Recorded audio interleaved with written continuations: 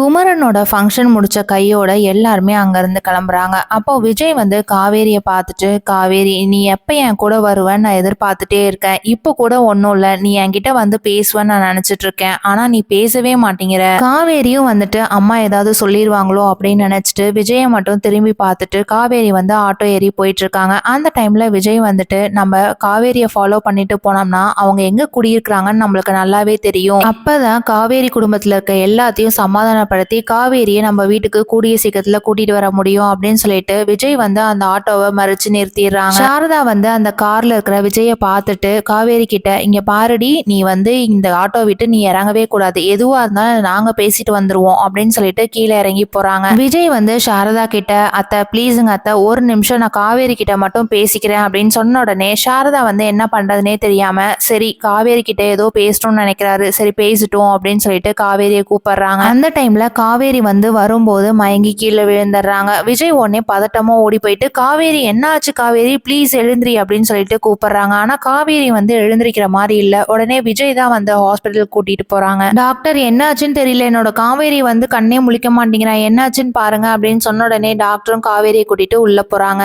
Doctor வந்து விஜய் கிட்ட, அவங்க ஒழுங்காவே சாப்பிடல, உடம்புல சத்து இல்ல, அதனாலதான் இப்படி ஆயிடுச்சு அப்படின்றாங்க. விஜய் வந்து காவேரிக்கு அட்வைஸ் பண்றாங்க. நாளைக்கு என்ன நடக்க போகுதுங்கிறத வெயிட் பண்ணி பார்க்கலாம். தேங்க்யூ.